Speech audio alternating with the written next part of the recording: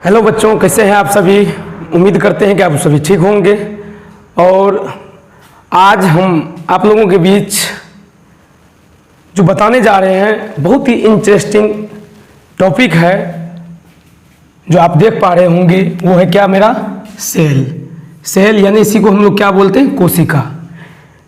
तो मैं आपको ये इस लेक्चर में सिर्फ सेल का जो बेसिक्स बात है उनको मैं बताऊंगा।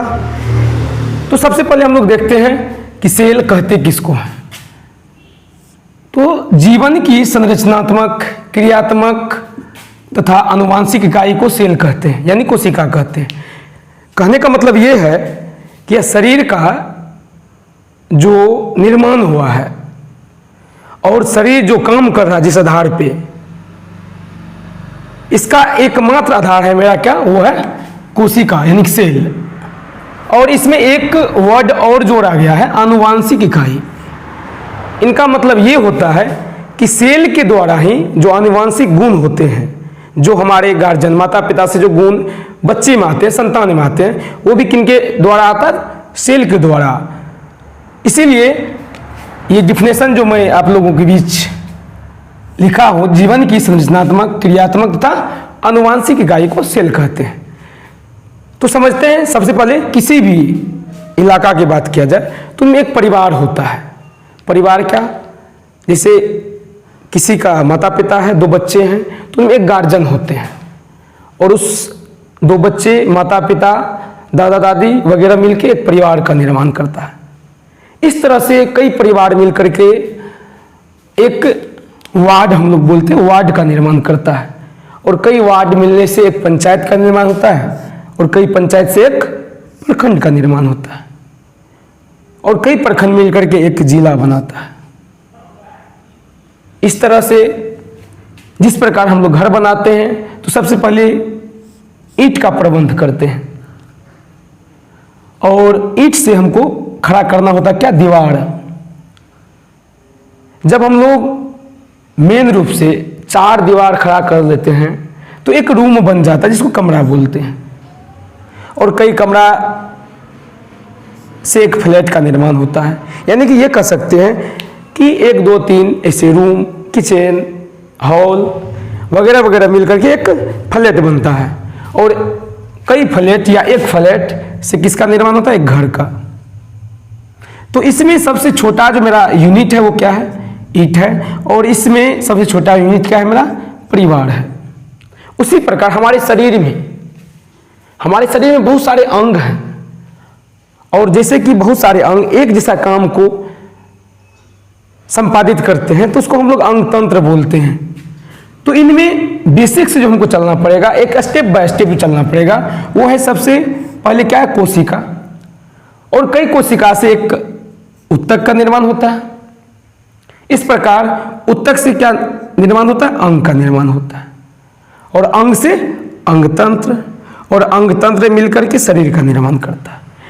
यानी ये आप यहां से समझ सकते हैं कि हमारे शरीर का जो स्मॉलेस्ट पार्ट है वो क्या है, कोशिका। तो जीवन की सबसे छोटी इकाई, शरीर की सबसे छोटी इकाई क्या है, कोशिका है। बच्चों, आज कि ये जो क्लास है बहुत ही इंपॉर्टेंट है और आप शुरू से अंत हमारे साथ जुड़े रहेंगे। इस वीडियो को, इस लेक्चर को देखेंगे तो लगेगा कि कुछ ना कुछ यूनिक हम सीखे हैं जो आज तक आपको पता नहीं था। सबसे पहले कि एक संतान माने एक बच्चे का जन्म होता है। एक बच्चे का जन्म हुआ तो उनका नामांकन किया जाता है और नामांकन करने वाले कोई भी हो सकते हैं, एनी पर्सन। अर्थात सबसे पहले माता पिता भी नामांकन कर सकते हैं बच्चे का, दादा दादी भी कर सकते हैं, नाना नानी, अर्थात परिवार के कोई भी सदस्य बच्चे का नामांकन कर सकते हैं। लेकिन अगर ये बात पूछा जाए कि बच्चे को जन्म किसने दिया, तो उसमें परिवार के किसी भी सदस्य का नाम नहीं आएगा, सिर्फ नाम आएगा माता पिता का। यानी कि इनको जो जन्म दिए हैं वो है माता पिता, अर्थात जनक जिसको बोलते हैं, पेरेंट्स जिसको बोलते हैं। तो जनक यानी कि पेरेंट्स कोई एक होते हैं लेकिन नाम देने वाले बहुत सारे व्यक्ति हो सकते हैं। तो आइए अपने टॉपिक पे आते हैं। आज का मेरा टॉपिक क्या है? सेल। और ये पूछा जाएगा आपको कि बताइए ये सेल शब्द किसने दिया था? सेल शब्द किसके द्वारा दिया गया? तो आपको जानना है कि वो जो महान वैज्ञानिक थे उनका नाम था हर्टफिग। हर्टफिग ने सेल शब्द दिया था। और सेल का जो रियल मीनिंग होता है वो होता है छोटा सा कमरा। छोटा सा कमरा। सेल का मीनिंग क्या होता है? छोटा सा कमरा होता है। बात आ रही है कि ये सेल के बारे में कब और किसने पहली बार इस बातों पे चर्चा किया, अध्ययन किया। तो सेल का जो स्टडी है, सेल का स्टडी यानी कोशिका का अध्ययन, कोशिका विज्ञान कहलाता है। हम लोग इनको बोलते हैं साइटोलॉजी। मतलब जिस विज्ञान में बहुत सारी शाखाएं हैं, जब जब खोज होता गया उसका शाखा बनता गया और उसका स्टडी जो है एक अलग विज्ञान की शाखा में, ब्रांच में करते हैं, उनका अलग नामांकन किया गया। तो बायोलॉजी की जिस शाखा में हम लोग सेल का अध्ययन करते हैं, स्टडी करते हैं, उसको साइटोलॉजी कहा जाता है। और ये भी पूछा जा सकता है कि साइटोलॉजी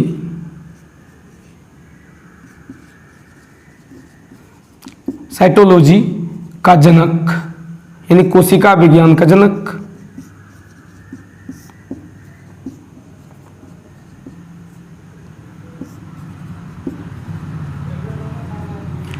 तो बच्चों आपको ये याद रखना है, बहुत ही इंपॉर्टेंट क्वेश्चन है जो हमेशा आपको पूछा, कहीं ना कहीं पूछा जा सकता है।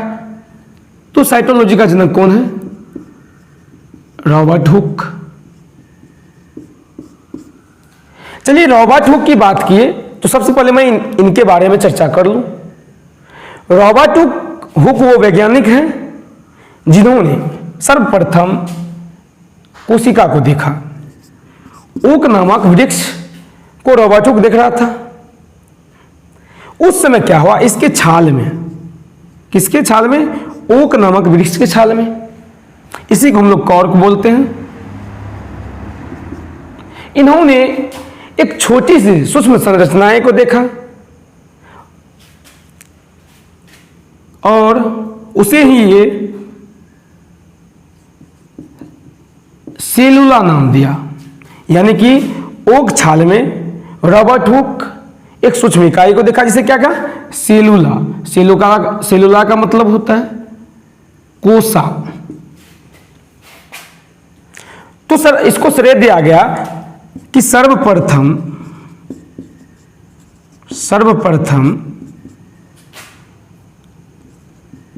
कोशिका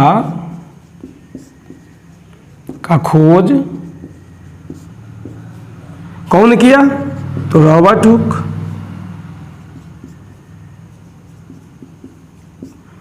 यहां तक बात खत्म नहीं होती है। बात अब आगे हमको जानना है कि बाबू रॉबर्ट हुक ने कब ये खोज किया? तो 1665 में। किसमें खोज किया? ओक वृक्ष के छाल में। और इसी को क्या कहा? कॉर्क। ये कैसा था? जीवित था कि मृत था? ये मृत कोशिका था। और यह भी पूछा जा सकता है कि पहली बार जब इन्होंने देखा था कोशिका को तो ये क्या नाम इसका रखा था? तो वही सेलुला।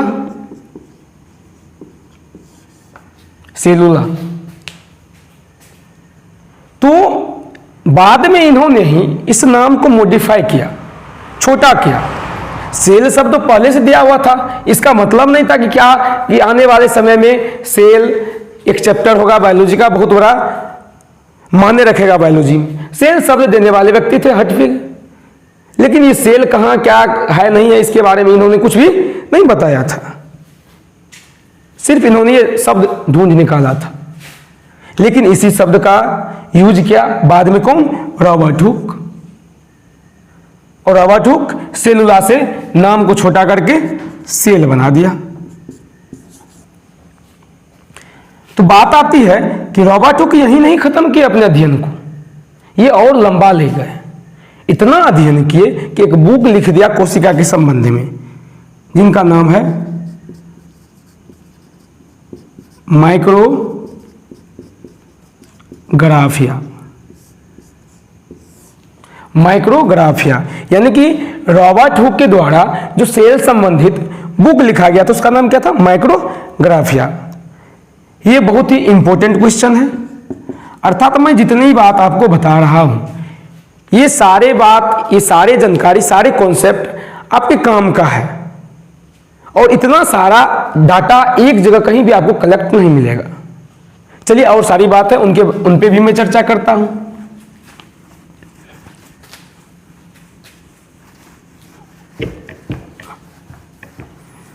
बात यहां है कि ठीक है, ये तो जिस सेल को देखा था वो क्या था? मृत था। तो क्या जीवित सेल को भी बाद में खोजा गया? बिल्कुल खोजा गया। तो बात आया क्या, कुछ समय बाद लीवेनहॉक एक वैज्ञानिक थे। इन्होंने क्या किया कि सेल के संबंध में ये भी रिसर्च करना शुरू कर दिया। तब तक 1665 से आ गया क्या? 1674। इन्होंने वर्षा के पानी में किसको देखा? बैक्टीरिया को। लीवेनहॉक ने 1674 में वर्षा के पानी में बैक्टीरिया को देखा। बैक्टीरिया एक उसके जीव है, सूक्ष्म जीव है। तो कैसे देखा ये भी मैं बात करूंगा। और इनमें इन्होंने देखा कि इनका जो शरीर बना वो भी सेल से बना हुआ है। तो इन्होंने बात अपना रखा कि मैं भी सेल का कुछ ना कुछ खोज किया। लेकिन इनसे पूछा गया कि भाई आप किसमें देखे सेल? तो बोला बैक्टीरिया में। बोला कि सेल का अगर बात ही कर रहे थे जीवित प्राणी की बात कीजिए। ये बैक्टीरिया जो कि बहुत बड़ा उस समय में मान्य नहीं था, इसका इनके बारे में चर्चा भी नहीं हुई थी। तो इन्होंने कहा कि मैं सिर्फ बैक्टीरिया में नहीं देखा हूं, मैं प्रोटोजोआ में भी देखा हूं, मैं ईस्ट में भी देखा हूं, मैं जीवित प्राणी के आरबीसी में भी देखा हूं, मैं स्पर्म में भी देखा हूं। यानी कि तब इनके बातों पे सारे साइंटिस्ट लोग विचार किए और बोला बात तो ये सही है। तो जीवित कोशिका का खोज का श्रेय किनको दिया गया? लीवेनहॉक को। लेकिन लीवेनहॉक को भी ये पता नहीं था कि मैं इनका नाम क्या दूं। इसका शरीर की छोटी इकाई को इन्होंने ढूंढ निकाला, लेकिन इसका नाम इन्होंने दिया था एनिमल क्यूल। जब रॉबर्ट हुक ने पहली बार देखा तो सेलुला नाम दिया। फिर लीवेनहॉक जब जीवित को देखा तो एनिमल क्यूल नाम दिया। तो फिर यह भी बात आती कि सर सेल नाम किसने दिया? तो सेल नाम रॉबर्ट हुक ने ही दिए, लेकिन सेल शब्द की खोज किसने किया? तो हर्टविग ने। चलिए, हमारा ये बेसिक्स कॉन्सेप्ट है। इस क्लास में सिर्फ बेसिक्स बातों के बारे में चर्चा करेंगे। आगे बात आती है कि सर की तुलना किया जाए कि संसार का सबसे बड़ा सेल होता कौन है या है कौन। तो बहुत ही दिलचस्प और इंटरेस्टेड क्वेश्चन है ये कि संसार जो दुनिया है इनमें सभी जीवों का तुलना किया गया। तो सबसे बड़ा सेल, सबसे बड़ा कोशिका शुतुरमुर्ग के अंडे का था।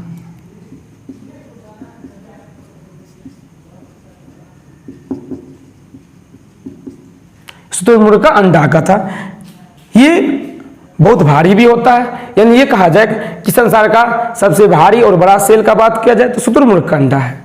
और एकमात्र ये कोशिका है शुतुरमुर्ग का अंडा जिसको आप लोग देख सकते हैं। एक कोशिका से बने किसी भी चीज को नहीं देखा जा सकता है, लेकिन ये सबसे बड़ा कोशिका शुतुरमुर्ग का जो अंडा है इसको देखा जा सकता है आराम से, कोई यंत्र की आवश्यकता नहीं होगी। चलिए, जब मैंने शुतुरमुर्ग की बात की तो याद रखिएगा कि शुतुरमुर्ग एक ऐसा प्राणी है या ऐसा पक्षी है जो उड़ नहीं सकता है।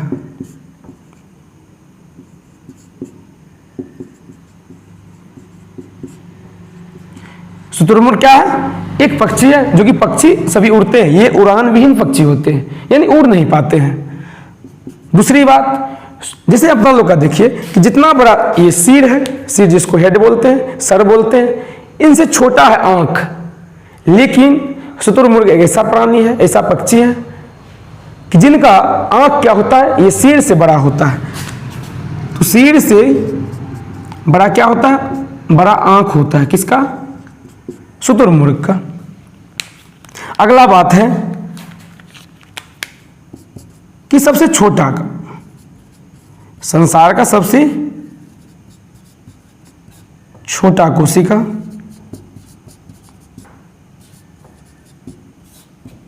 संसार का सबसे छोटा कोशिका, तो इस माइकोप्लाज्मा को कहा जाता है। माइकोप्लाज्मा।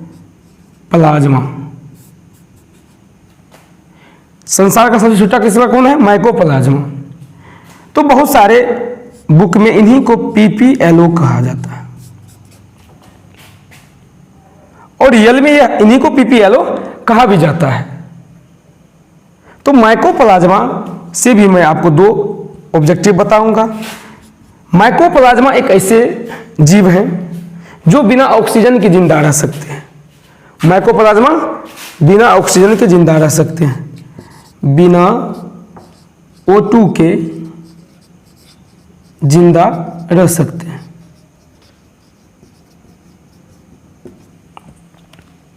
और पादप जगत का बहुरूपिया के नाम से माइकोप्लाज्मा को जाना जाता है।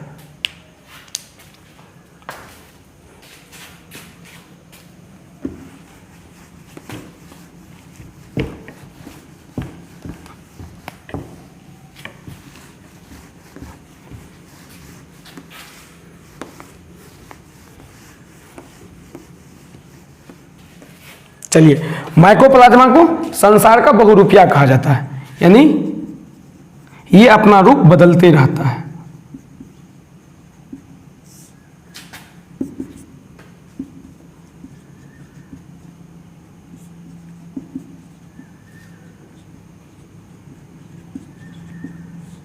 ठीक, इन्हीं को माइकोप्लाज्मा क्या कहा जाता है?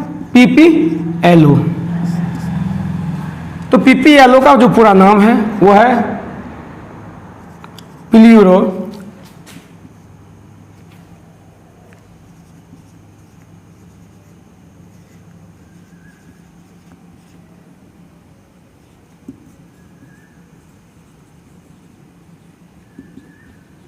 Pleuropneumonia like organism. कहने का मतलब यह है प्ल्यूरोनिमोनिया लाइक ऑर्गेनिज्म, यानी माइकोप्लाज्मा को ही पीपीएलओ कहते हैं। पीपीएलओ का पूरा नाम जो है प्ल्यूरोनिमोनिया लाइक ऑर्गेनिज्म होता है।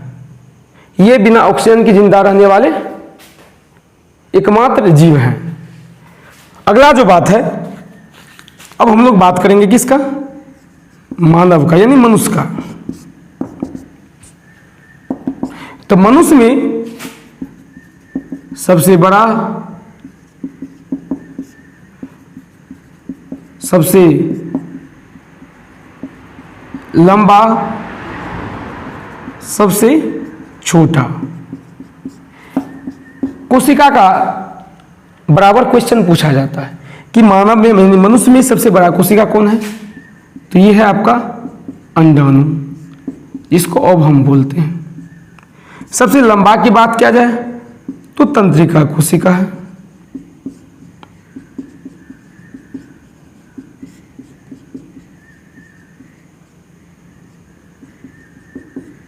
और सबसे छोटा की बात किया जाए तो शुक्राणु है, जिनको स्पर्म बोलते हैं। तो इस तरह से हम क्लियर हो गए हैं कि संसार की सबसे बड़ा कोशिका शुतुरमुर्ग का अंडा है, संसार की सबसे छोटी कोशिका माइकोप्लाज्मा है। माइकोप्लाज्मा ऑक्सीजन के बिना जिंदा भी रह सकता है। माइकोप्लाज्मा को पादप जगत का बहुरूपिया कहा जाता है। दूसरी बात कि मनुष्य का सबसे बड़ा कोशिका अंडाणु, सबसे लंबा कोशिका तंत्रिका कोशिका और सबसे छोटा कोशिका शुक्राणु। तो ये सारा क्या है, बेसिक्स कॉन्सेप्ट है जो हमें सारी बुक में या किसी एक बुक में कलेक्ट किया हुआ नहीं मिलता है। ऐसे ही सेल खत्म नहीं होती है। तो अगले लेक्चर में हम नेक्स्ट बातों को पढ़ेंगे। इस वीडियो में हम यहीं तक, और मैं आशा करता हूं कि ये वीडियो आपको बहुत ही अच्छी लगेगी। और वीडियो अगर अच्छी लगे तो हमारे चैनल को सब्सक्राइब करें और लाइक भी करें। धन्यवाद।